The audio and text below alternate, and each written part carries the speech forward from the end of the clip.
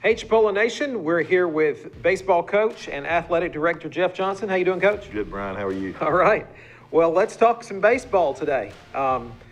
It's we're in football season now, but y'all are playing baseball already, and you got some games coming up, and we also want to talk about some of the returning players you got from the state championship team, and also talk about some of the pros that we've got that might play in the postseason. So let's start with what we've got coming up here pretty soon as far as games. Yeah, we're excited to get our fall going, and coming off a state championship team last year, we felt like we had a good season.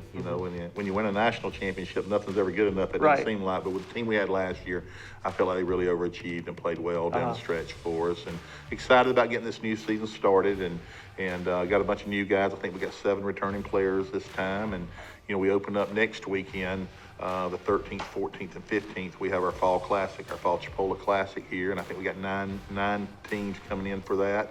It'll be a big weekend here with us with a bunch of college and pro scouts that come in, and so excited. Now, who will we be playing in that 13th and 14th and 15th? The schedule, we'll have it online here at chipola.edu soon. Okay.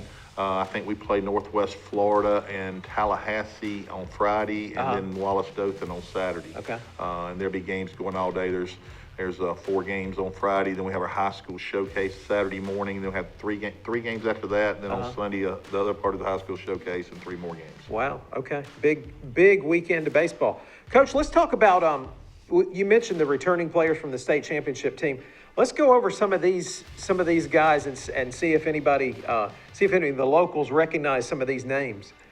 Well, you read them for me because my eyes aren't very good. Well, but Cam Gray would be the one Cameron Gray, is our Mariana guy Yeah. that he's gotten bigger. He's gotten a little more physical since he started here.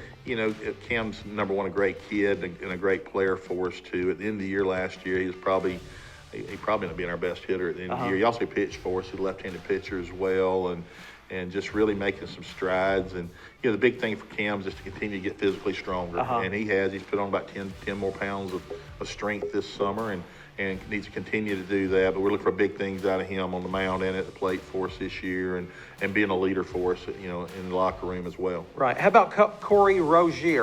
Cory started for us last year in the outfield, mostly played a left field for us, 2-hole for us, out of Maryland.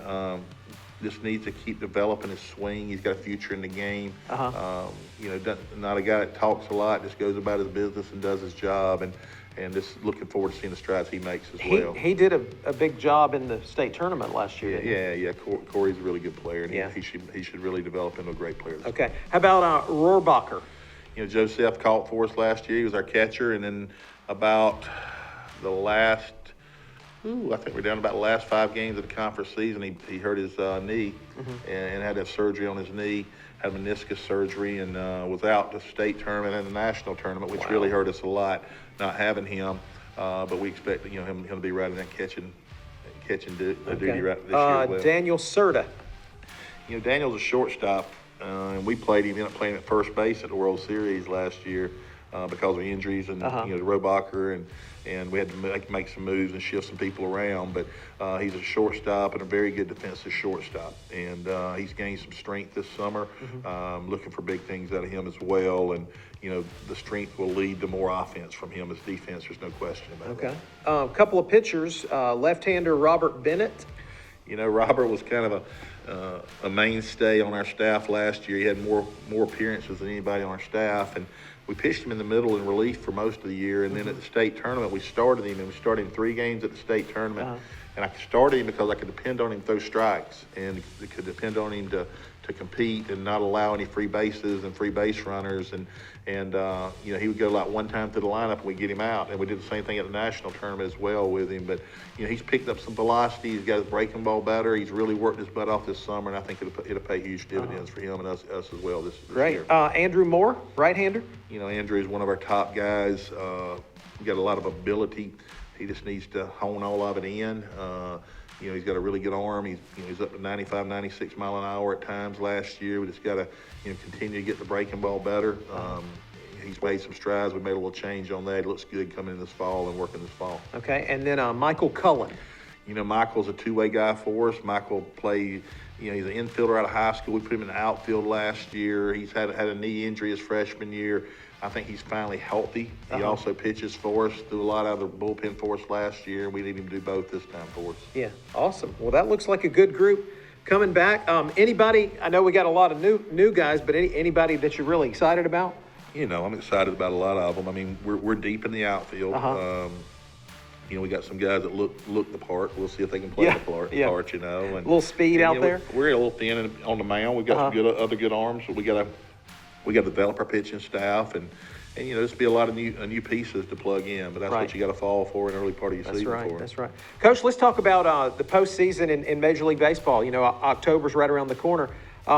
First of all, let's talk about some of the guys that are up there playing in the bigs right now.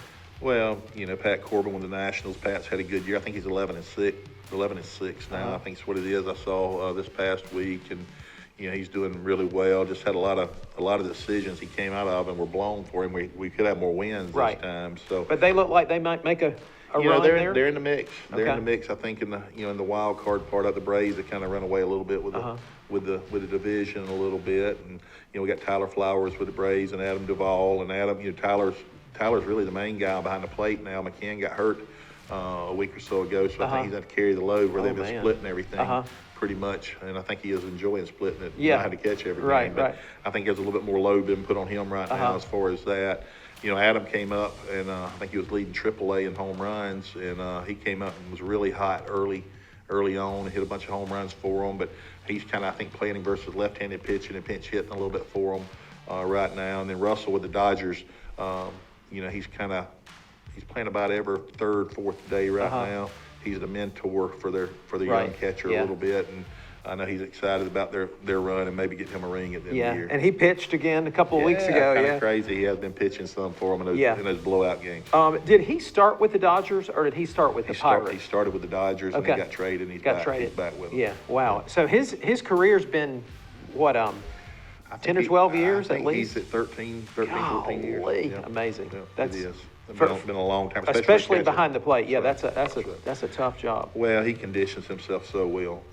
He works his butt off, and you know, I saw him up in Boston earlier this summer, and I mean, you wouldn't know the difference of him now compared to 10 years ago physically, as far as looking at his body. I mean, he's really taking care of his body well. That's great. Coach, let's talk about your role as athletic director. I know that we've got the Appreciation Club, which is a very important part of our program here.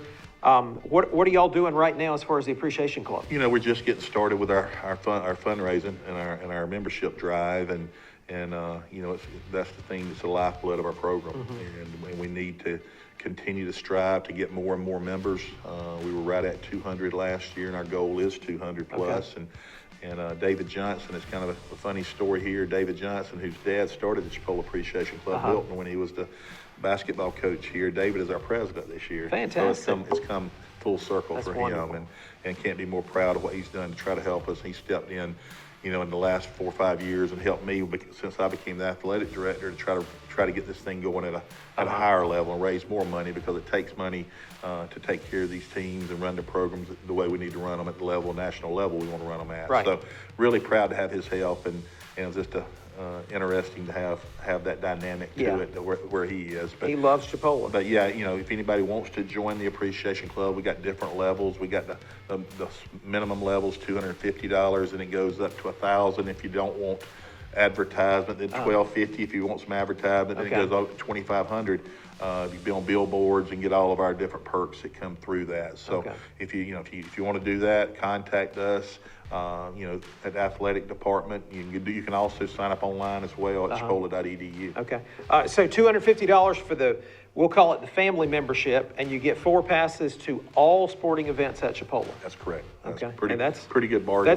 There's probably 75 games on this campus. At least. So man, that's fantastic. Well, I know Natalie's doing a good job with that, and you're glad to have her and with Brendan and Coach Franklin doing a good job in basketball, and they'll be starting off here.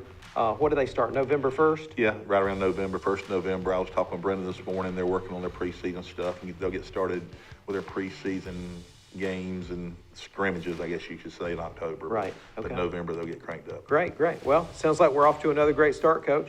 It sounds like it. Excited about all of them. You know, our softball team was our bell cow last year, and you know what a great job they did winning that national championship, and hopefully we can keep it going. We got a little run going here for Yeah. a little while yearly for somebody doing it, so hopefully we can keep it going. That's right. All right. Thanks, Coach. Thank you.